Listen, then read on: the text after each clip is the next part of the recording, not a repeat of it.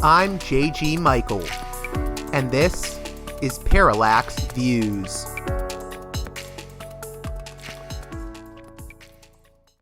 Hey there, Parallax Views listeners. As always, before we begin this edition of the program, I want to remind you that you can support this show on Patreon at patreon.com/parallaxviews. One more time, that's patreon.com/parallaxviews.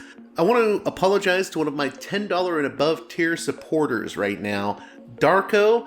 There was an oversight and I forgot to add you into the producer's credits section. So if that happens to anyone else, let me know, and apologies to you, Darko. It was an oversight on my end, and I really regret it. I don't know how it happened, actually. Oversights will happen occasionally. Sometimes I don't get emails from Patreon about new subscribers, or I overlook those emails, I miss them for some reason. So again, my apologies, Darko.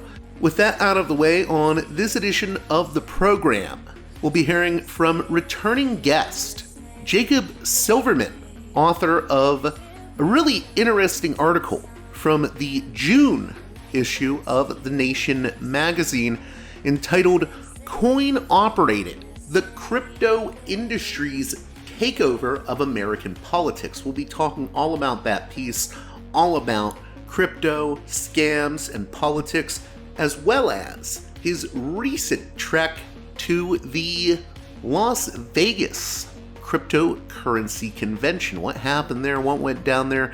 Find out in the following conversation with Jacob Silverman. And with that being said, let's get right to it with Jacob Silverman.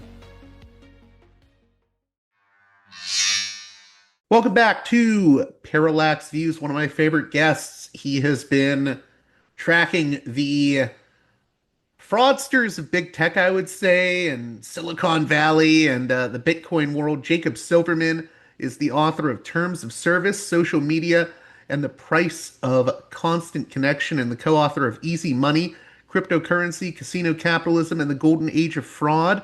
And he has a new piece in The Nation magazine entitled Coin Operated. I believe that's in the print edition. And then you can also read it online under the title The Rise of the Crypto Keepers. And he recently went to a Bitcoin conference. So we're going to be talking about both that experience and this article in The Nation. How are you doing, Jacob Silverman? I'm good, thanks. And I forgot to mention, you have a new book coming out, I think, in October, right? Yeah, it's about the rise of the tech right in the last election and some of the things we're going to talk about today. It's called Gilded Rage, Elon Musk and the Radicalization of Silicon Valley. It's available for pre-order if you'd like to do that sort of thing.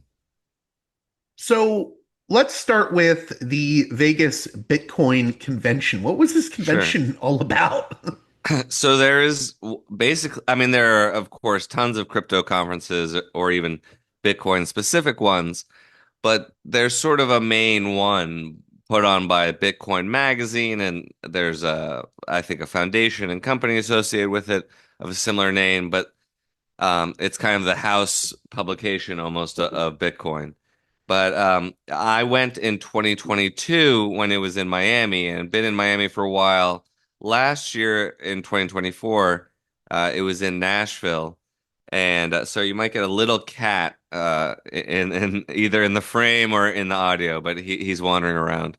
Um, anyway, last year it was in Nashville, and it was a big deal, relatively speaking, because that was where Trump spoke there, and it was kind of the seemingly at the time at least the capstone kind of his Bitcoin conversion, of his orange pilling, and of the huge monetary support of the crypto industry that had assembled behind him.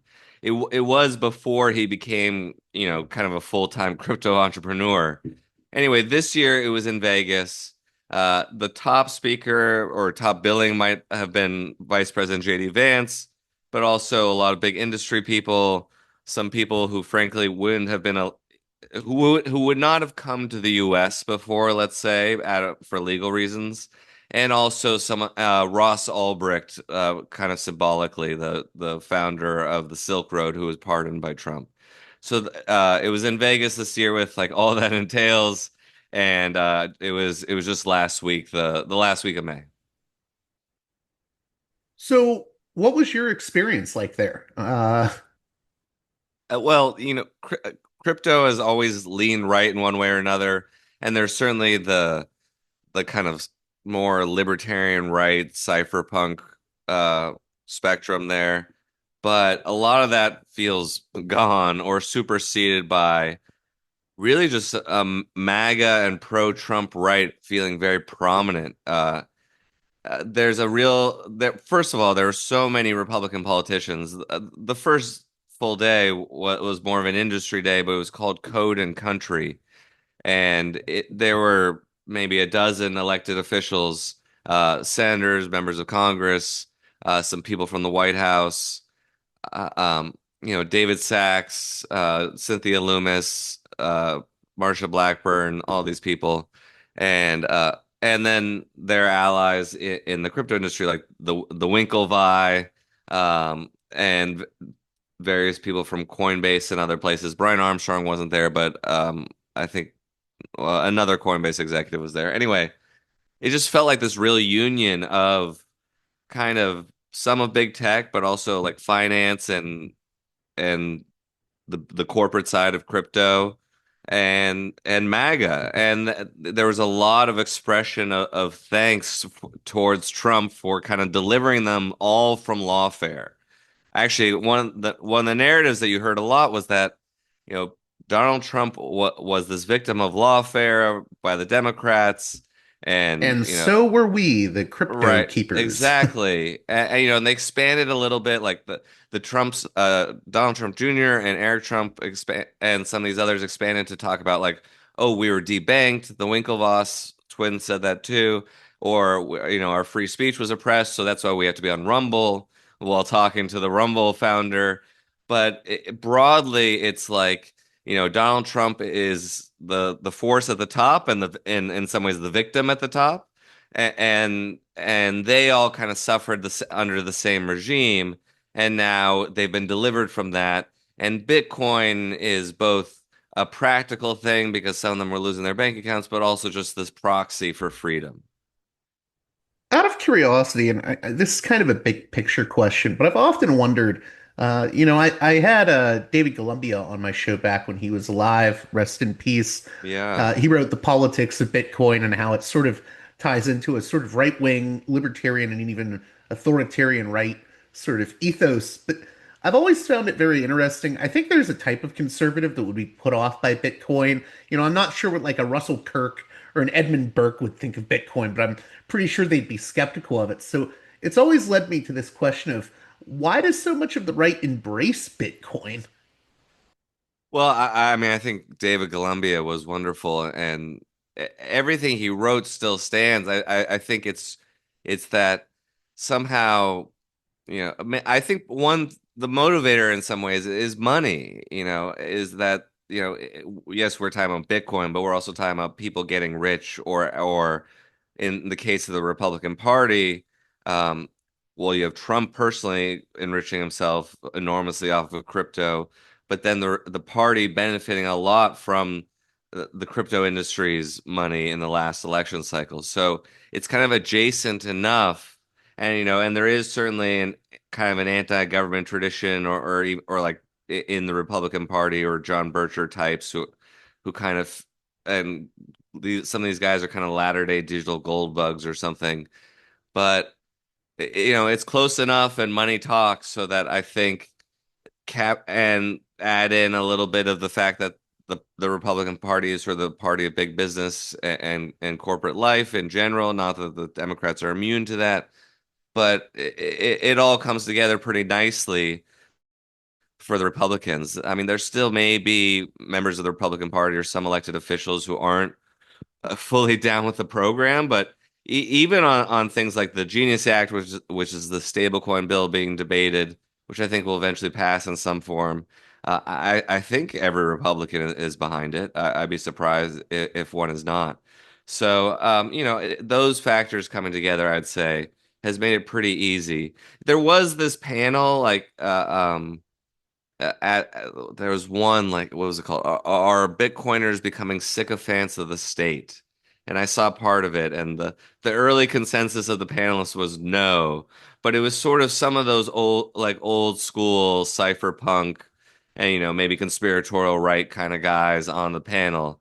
And I Yeah, think it's so, it's really interesting because I think there yeah. is like some weird ties between the sort of original Bitcoin proponents and like anti-Federal Reserve conspiracy theorists, and that's often Yeah, overlooked. and it's still there, like, and even like in the sort of merch and art area, like there was this sort of, I talked to this lady who was very nice, but telling me about her poster, which was basically anti-Semitic, about like it showed all these Jewish bankers, like you could make out George Soros, who she identified, and then she started naming all these Rothschilds. I didn't even know all their names, but and it was this whole tableau of them like controlling the world economy on the backs of workers. But anyway, she was very cheerful about it, and I was like, this is like this is almost like a throwback kind of she was talking about 33rd degree Masons also, and it was sort of a throwback to a kind of, yeah, anti-Federal Reserve, that kind of conspiratorial libertarian rights stuff. Did anyone there know who you were? Like, were you outed at all, or Not really. I talked to some other journalists, but no. I mean, I frankly I co-wrote a book that took place a little bit at the 2022 conference and probably had some criticism of it, but and certainly of the industry, but no one seemed to care. I would say like it is better run than it used to be, but I think like anyone who worked there when I went in 2022, it is probably gone. They didn't have much of a media operation to speak of. This year was at the Venetian in Vegas. It was just like they had more going on. They had the vice president there. It wasn't like the pinnacle of organization or whatever, but it was more of a professional operation. you were saying earlier how there's sort of this narrative amongst Bitcoiners that, yeah, lawfare was used against us, just like lawfare was used against Trump. We are the victims. We are being witch hunted, which is kind of amusing given that, as far as I understand, there was a lot of harassment of Biden era officials who challenged Bitcoin and the crypto types in any way. I mean, right down to like harassment and doxing. Yeah, and that's something I talk about in that Nation article, which is there was a real sense among certainly people at the SEC, who I think mostly consider, you have to understand that, of course, that everything I say would be immediately disputed by a crypto partisan or a crypto industry person. But the picture from this side is that, these sober-minded professionals at the SEC who basically are trying to see like, okay, can the current laws and regulations be applied appropriately to these crypto companies? And it's not their job to make new laws for the crypto companies. It's to say, hey, you have to comply. And they thought that the crypto companies were not only refused to comply with the laws and regulations as they stood, but were aggressive in a way that no industry really had been, at least in recent times. And that included also, a fan base who maybe independently was very activated, and people would get doxxed, but you also had more official kind of acts of retaliation, I guess you might say. Like Brian Armstrong, the CEO of Coinbase, has said that, especially after, I think, after the election, that he won't hire or do business with any law firms who hire lawyers that were at the SEC. And look, the revolving door is everywhere, and but like it's certainly common for someone to go from the SEC in one administration to then go to a private firm and then maybe end up doing some industry work. And he's basically saying, if you even touch the SEC, I won't deal with you. And you see the same kind of retaliation actually going on within the SEC itself, where like one of their top litigator was transferred basically to the IT department. And this kind of stuff is really unusual, both how it was happening under Biden, this like retaliation and Can I just add to threats. that real quick? I Oh, think sure, it even sure. had, I think it was Corey Frere, who's the Yeah. senior advisor to former Securities and Exchange Commission Chair Gary Gensler saying, this isn't even the type of thing you see from the traditional financial services industry, even when those traditional aspects of the industry can be very confrontational, especially when there's cases against them. It's just unheard of, I think, is what he said in the article. Yeah, and I've found him, very reasonable in presentation and experience on this stuff. And I think there's a lot at stake, of course, when the SEC is negotiating with a company or something like that. But there is a certain level of decorum and professionalism that's kind of understood, even if, behind that there's a lot of money or the force of law. And these crypto companies would come in and they would say, like, look, under current market structures, you have to separate out these aspects of your companies because you're basically performing all these functions at once. It's a little academic, but you're performing all these functions at once that in like the stock market or traditional equities and commodities markets here in the US are divided into various functions. Now, people still make a lot of money by, having an interest in one or more of those things, but they can't have the whole market vertically integrated under, you know, Coinbase or whatever.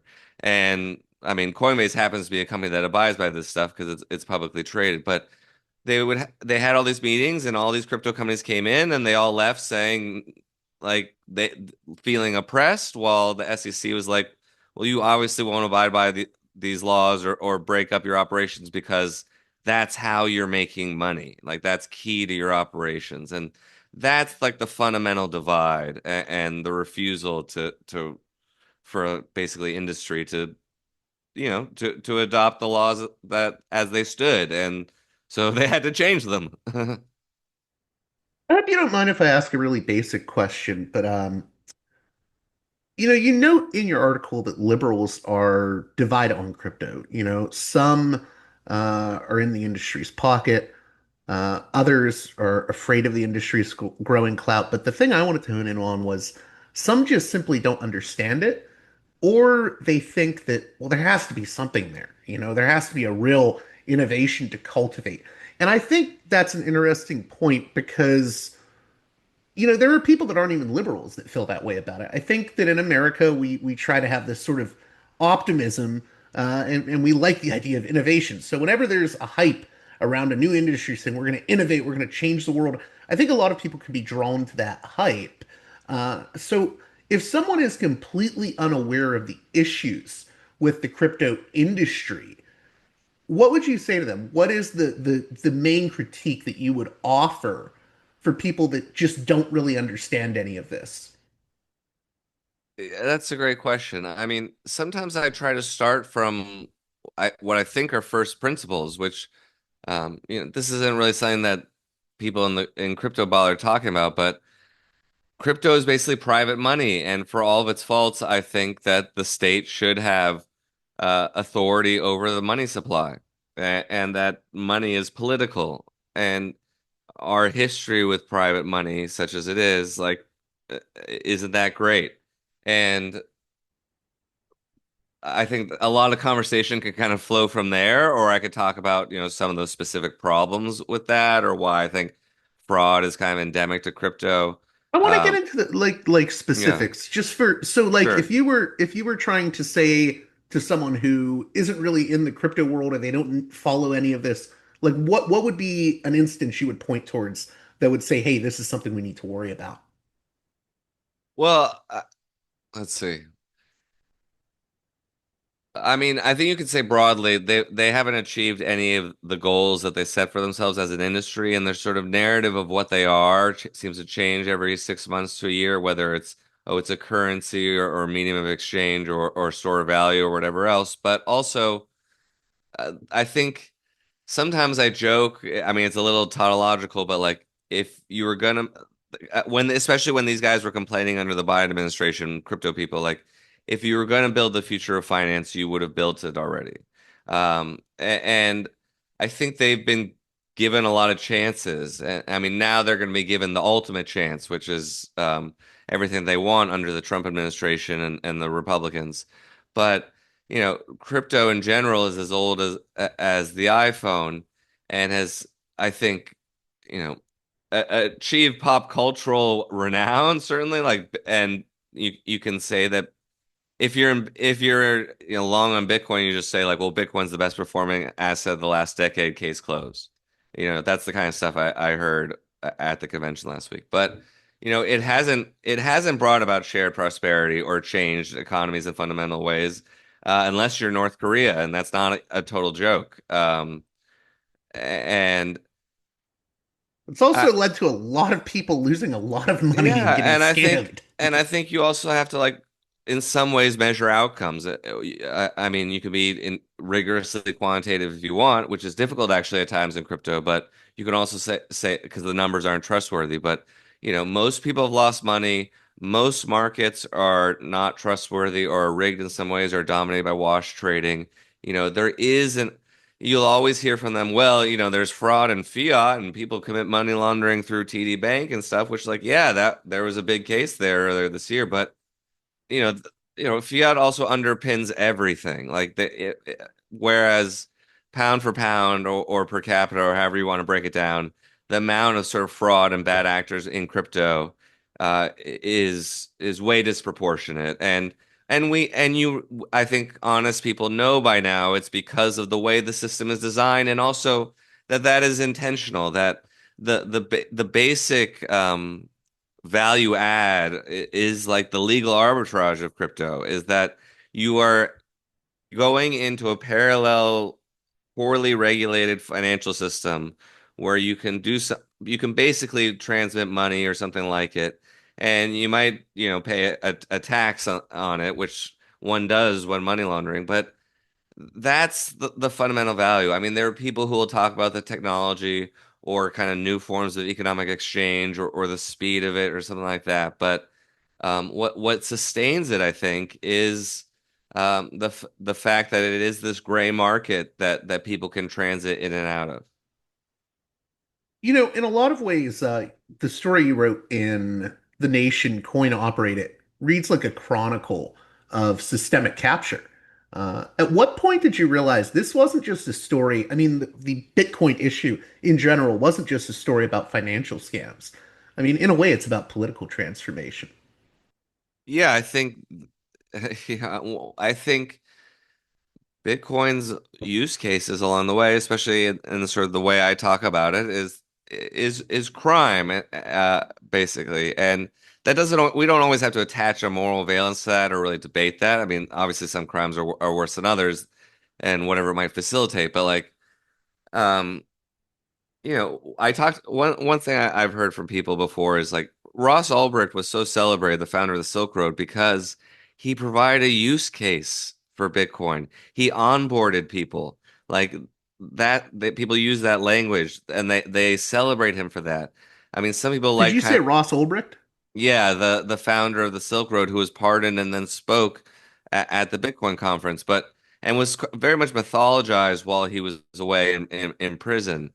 But it was really, I think, in a lot of people's minds, or what I've heard from some folks, is because like he helped create a market for the thing and a use case, and that's always been the challenge. And the word that is often used is he onboarded people, and like the Silk Road was one of the great onboarding events in Bitcoin history.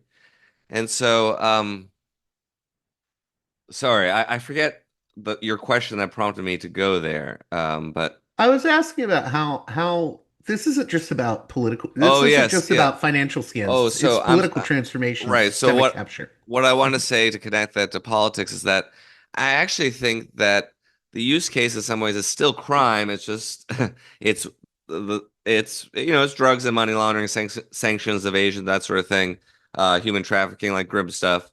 But it's now we see kind of the political corruption and the political crime that can be facilitated not by crypto in particular, and it's both the Trump becoming basically this crypto entrepreneur who anyone can put money in his pocket, but it's also the last election and how the crypto industry was able to raise more than $200 million for Trump and mostly Republican candidates, and that was basically enough to capture them.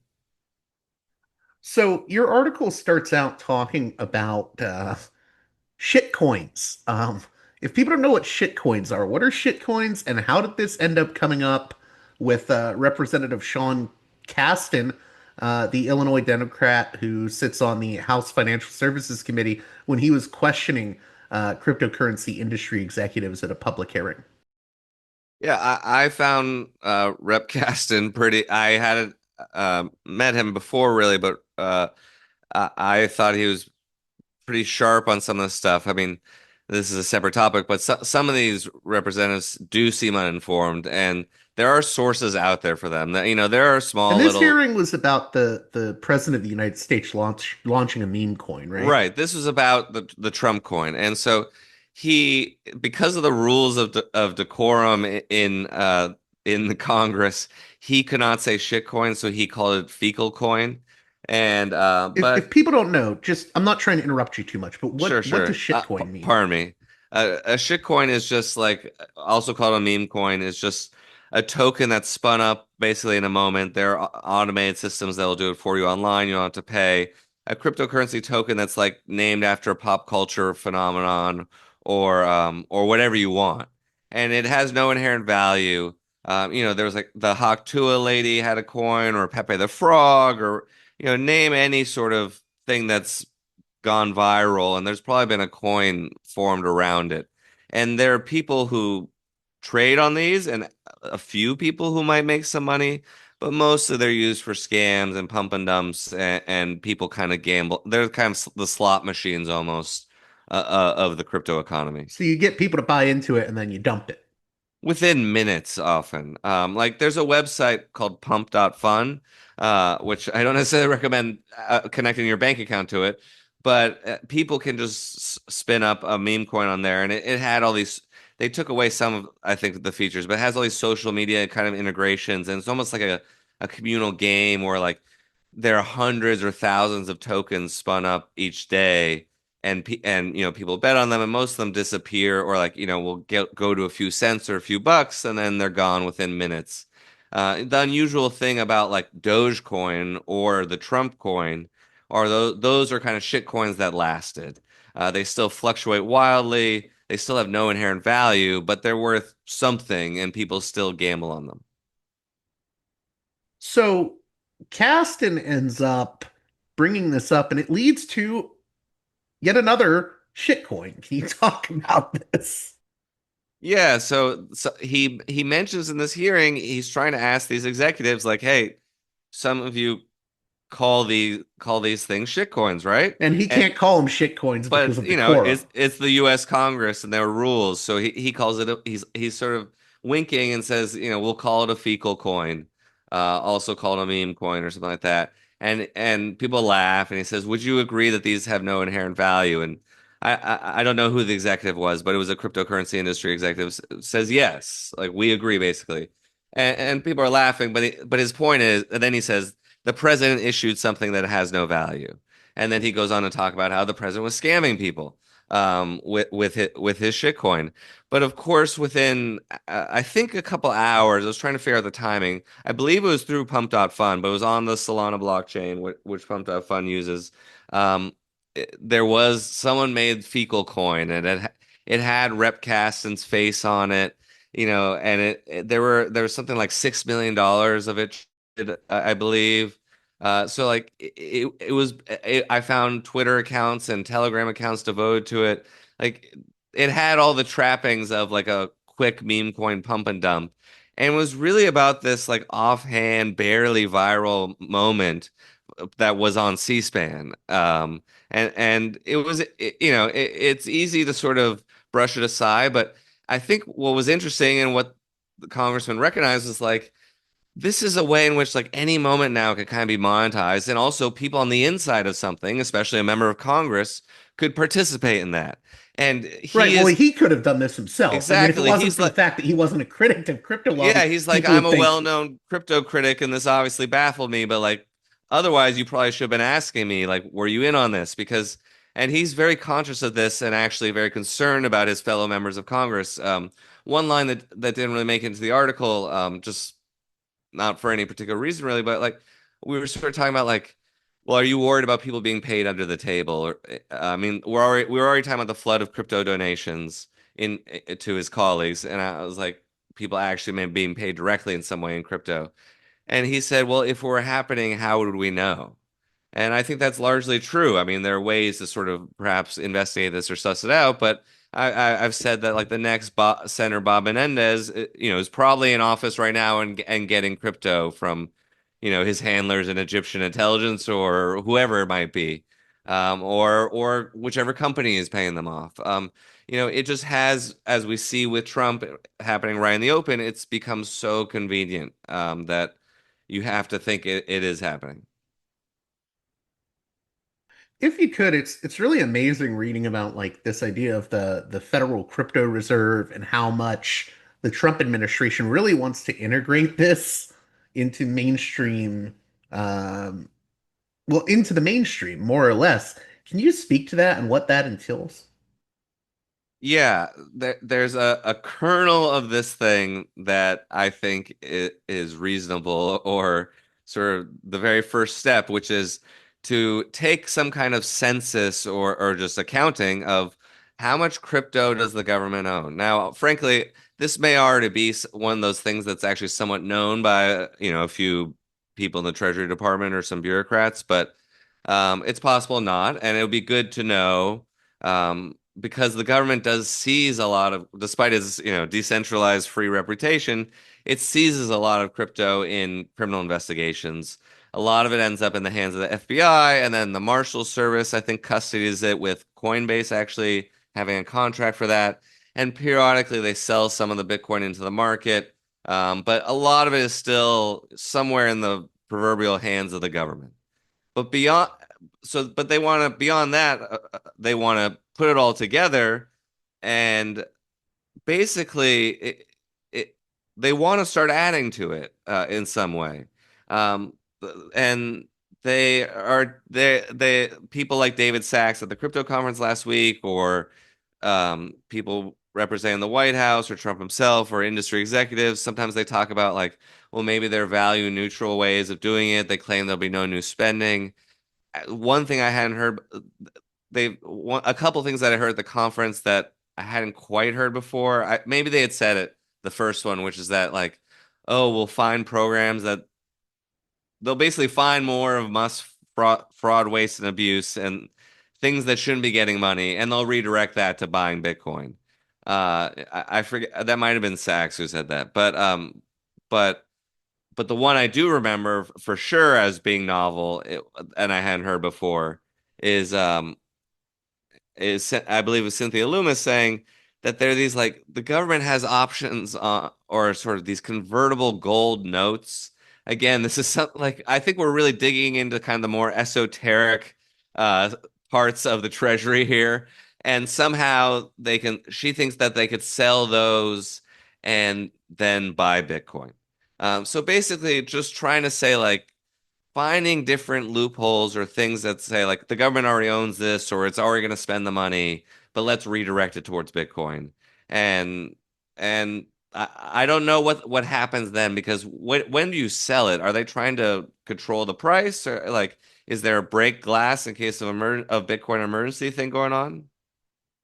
I was gonna say, you mentioned Sachs. We're talking about David Sachs, the venture capitalist turned sort of crypto and AI czar. And I think you say specifically in the article that he sort of wants the federal government to start stockpiling digital tokens as a strategic asset. And this would be like potentially a disaster for all of us, especially when there's another crypto bubble bursting. Yeah, I mean, the broad concern is the further integration of crypto, which is volatile and unstable, lacks inherent value, and has really rapid boom and bust cycles into the mainstream economy. And so that when crypto goes down again, you have what they call contagion into the mainstream economy. And there are different ways in which kind of the integration of crypto into the mainstream economy can happen. And there were a lot of ways in which it was avoided in 2022 when FTX and others collapsed, and there was a bust then. But someone like David Sachs, who claims to not have personal crypto holdings, but certainly through a lot of his investments at Craft Ventures and elsewhere, has either direct or indirect exposure to Solana and other tokens. has talked about having a strategic Bitcoin or a strategic crypto stockpile of certain tokens that seem to be from politically connected companies and ones that he may be exposed to, like Solana, Ripple, aka XRP, a few others. Ethereum, Bitcoin will be in there too. But it seems to be tokens that are basically from that A16Z and other right-wing VCs are somehow exposed to or engaged in. If you can stay on for a little bit longer, I have Sure. maybe two or three more questions. I felt like one of the most damning parts of your article is how many Democrats voted with Republicans on IRS reporting rollbacks, even knowing it was bad policy. How did Crypto's War Chest manage to silence opposition just so effectively? That was, I think, was somewhat. I mean, we should be cynical to a certain degree, but I was pretty amazed at that. And I think Rep. Sean Casten, who told me about it for the article, was kind of amazed. He was certainly upset by it enough to tell me about it. So there was this vote. There's kind of a procedural kind of vote that they can use to over in Congress to overturn rules that have been recently established. And that basically it was a vote to overturn a reporting requirement for certain crypto companies towards the IRS. The kind of thing that just crypto people don't like. Not necessarily a core regulation, but one that probably is, on the side of consumer protection and and and eventually taxing crypto too. So there was a vote on it, and Sean Casten is trying to whip his fellow Democrats, get them to vote along with him, and they're all pretty much saying the same thing. Like, look, I know that this we should probably vote to keep this rule, but I'm worried about the money that might come at me in the next cycle in 2026 because this is the House, so they're going to be up for re-election just next year, and they all saw what happened in 2024, and they know that some of their colleagues aren't there anymore and they have names: Jamal Bowman, Katie Porter, these other people, um, and that's kind of it. And at the end, they lost by, I believe, 70 votes or more than 70 votes, and it's so striking. You don't expect much necessarily from the modern Democratic Party, but like. What's going to happen when the Genius Act or something really substantial is up there, or even something not crypto related, like but still, with this kind of industry capture, it's so clear, and it's enough Democrats that you'll never really see the kind of united front that you need because, as I would argue, like this is not a normal industry, and this is one that like is Democrats' political adversary, and they want different things than the Democratic Party, broadly speaking. And the things that they want aren't even good for Democratic voters, ultimately in the end when we have the next crypto bubble burst. So, I think but it's telling too the yeah, sort of Democrats that have worked with Republicans on being pro crypto, Gillibrand, Richie Torres. I mean, these are uh, they come off as kind of shady to me, at least personally. certainly. And I think they're disliked even by some Democrats who are educate on the issue and like have their ducks in a row about like how to talk about it, how to vote on it, why this matters, and core issues of money and the law and fraud and political influence that are going on now. And ultimately, it's a little silly to say, but I'm a little heartened more recently that like how I hear some of these Democrats talking about Chris Murphy, Jamie Raskin, some others like Trump has, in a way, done us a service of just being so blatant and kind of Well, weren't there necessitating even a weren't there even denunciation. not to Yeah, interrupt you, but weren't there even please. like MAGA types that were kind of put off by his promotion of the Trump Yeah, coin? and Joe Lonsdale, who is, for example, who is a big MAGA guy and certainly up till now a friend of the administration, he tweeted something like, "I don't like pork or whatever it was, or like bad spending. I don't like dumb spending for lefty stuff, and I don't like it for right wing stuff." And he didn't like the crypto reserve. And David Sachs responded to him kind of a little angrily publicly on X. So like there are some of these guys that don't like it or who find it just a little unseemly. Like it's the kind of attention that they don't want. Like we're doing fine. Two more things here. Sure. In a lot of ways, crypto may be economically hollow, but for some reason, it's very culturally potent. And I think that's because it sort of taps into this aesthetics of rebellion. How does that get sort of hijacked or used by reactionary forces? How does it serve those forces? Because I think it really taps into a sort of like I said, this, oh, it's rebellious, it's, we're going against authority, even though it's serving powerful interests. Certainly, and I think it's so important to note that and to note how like there are certain contradictions there that um coexist, or sort of keep going even if though people acknowledge them. But it's also why crypto is sort of well suited to like Trumpian false populism. I think still though, crypto is one of the main sort of get rich quick schemes of our time, and that's I that's would say what it is the get it rich is quick the one, scheme. right? Of like the 21st century. And ultimately, that's what it's about is like people wanting, there are all sorts of economic motivators that are very understandable, like inflation, people not seeing much of a raise against inflation in decades, all kinds of ways in which most working people struggle to get ahead. And it's like one of the few things that promises that. So, but it can be adopted or sort of presented to different interest groups. Like if and some of this is called affinity fraud, but like I've seen, the reason why, frankly, crypto is statistically overrepresented in minority groups in the U.S., especially in Black and Latino groups, is because it's been presented to them and sold to them as like, look, the banks redlined you and have oppressed you. True. Here's the countercultural alternative. And this is something you hear a lot kind of on the new right also, or on the MAGA right, is that we're actually the new counterculture because we're sort of rebelling against existing institutions, even as they're often leveraging them or strengthening them. And so there are all kinds of ways in which I think crypto uh, adopts similar kinds of sort of fake countercultural narratives. And even though it's like a billionaire on stage telling you you're going to be rich, people kind of ignore the fact that it's a billionaire, and they find something else in it, or they find the fact that even though it might have those qualities we've talked about, it still promises to overthrow the existing order. The what it might bring might be a disaster, but that's enough for them. That's the reactionary instinct, I think, coming in that's very appealing to a lot of people too. I think for me, one of the most chilling parts of the article in a weird way was you quote Mark Hayes, warning that crypto isn't just a consumer protection issue. It's literally, from his vantage point, uh, a threat to our democratic values.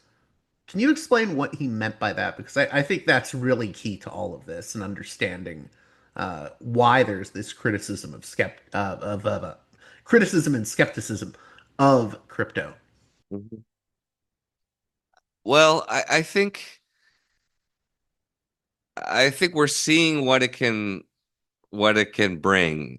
And again, the crypto industry would say like, well, we've been victimized, we haven't been able to sort of flourish to the extent that we can, or something like that. But we see in general that in practice, um, it generally brings crime and now political corruption. And it's each time I write an article lately, I have to sort of add another Trump crypto business or act of corruption that hadn't happened the last article I wrote. And I think at the time that Mark and I were talking, Trump already had the meme coin, but I think he was also thinking a lot about the last election, which really was dominated by crypto money and dominated by this industry that's not very economically productive. That the kind of change it's bringing actually benefits a very limited set of people, and that we've seen that.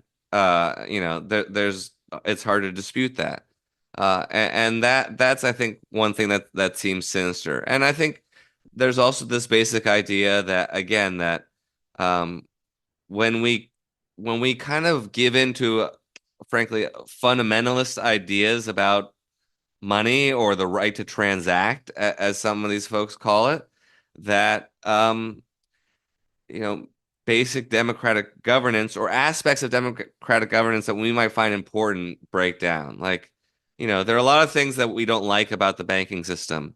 It is also pretty heavily regulated and surveilled by the federal government in a certain way, which I do think contains some of its excesses. And those kinds of sacrifices are simply, or those kinds of accommodations are simply not ones that this industry is willing to make. And so if you give over kind of economic authority and authority over the money supply to those kind of fundamentalist attitudes, bad things can start happening. In closing, what's the worst case scenario with crypto? I mean, I was sort of thinking while reading this, if another crypto crash is looming, this time with crypto embedded in pensions, public balance sheets, and even treasury reserves, that meltdown looks pretty bad.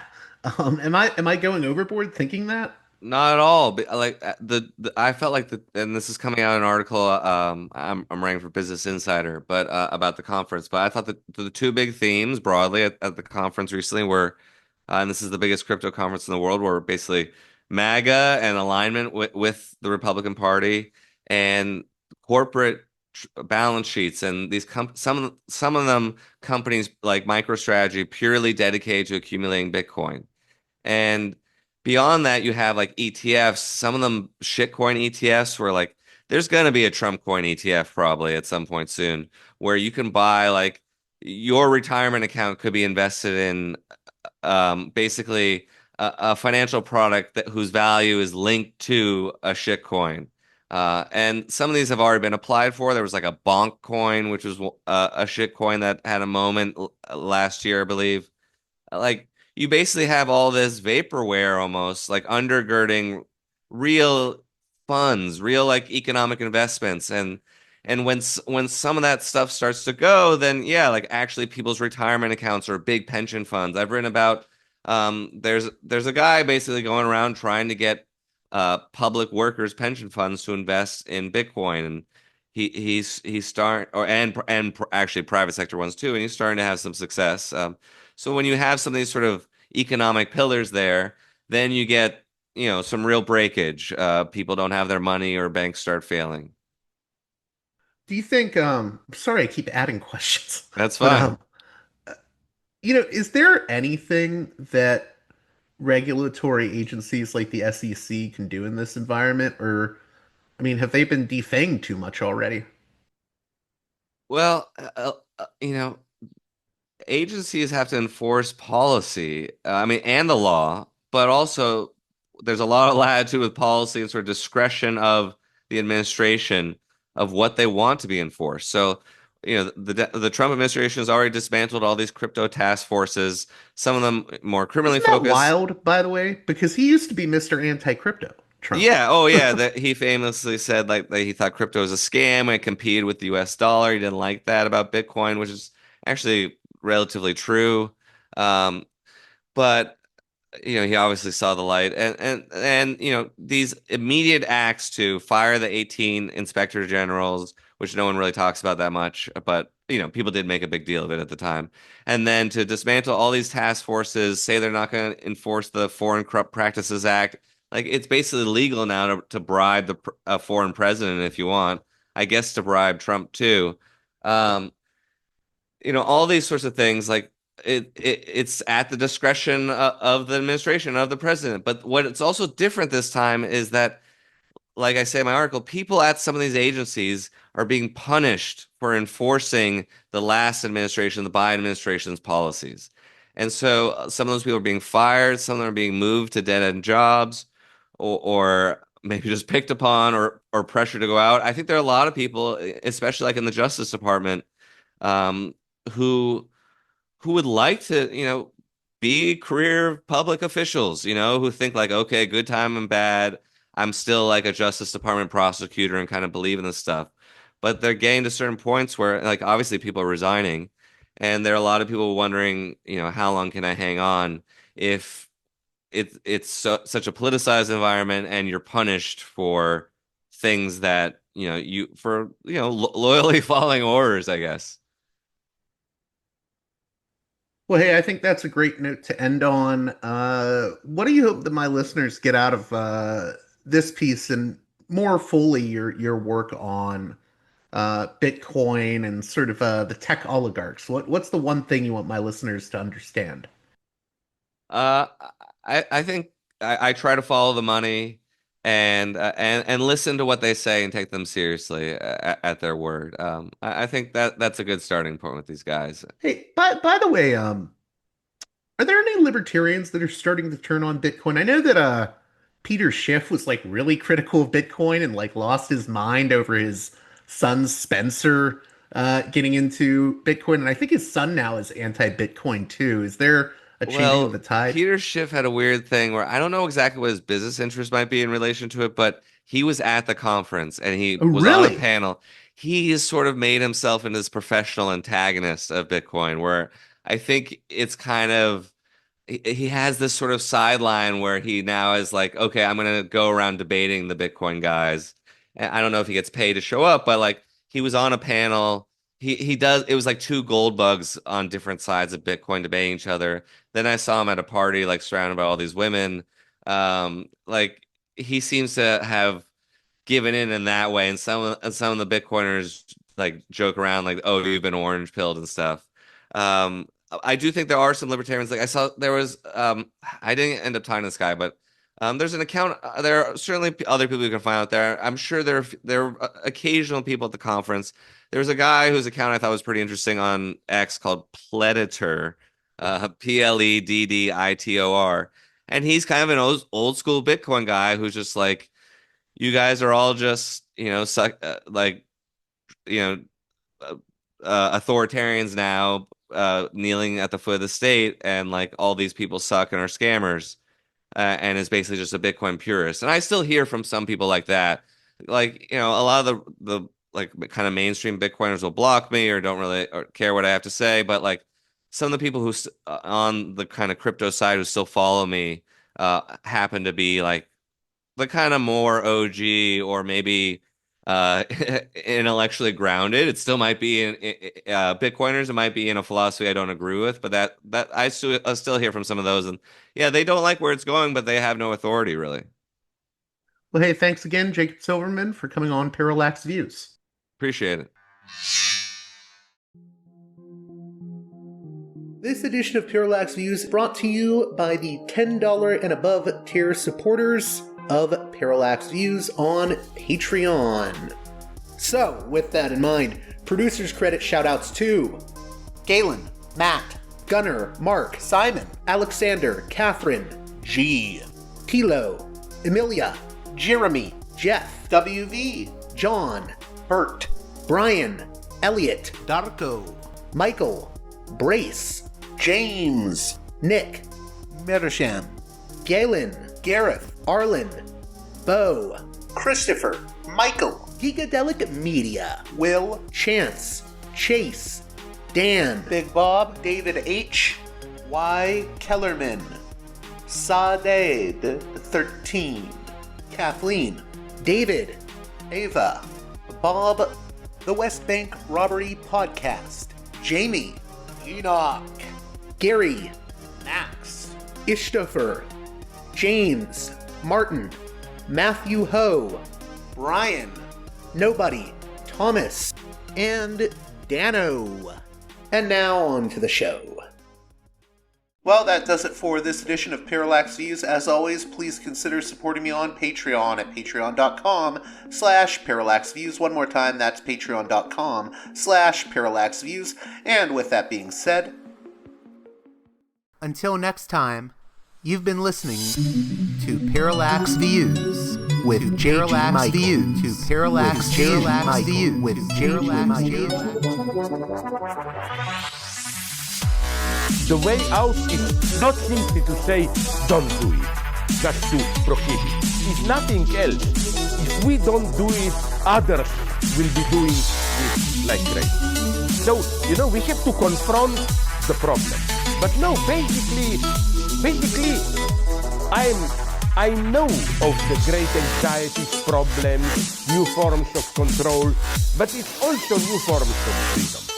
This is why I always emphasize that internet and all this new digital stuff, it's a very ambiguous phenomenon, but it's the field of struggle.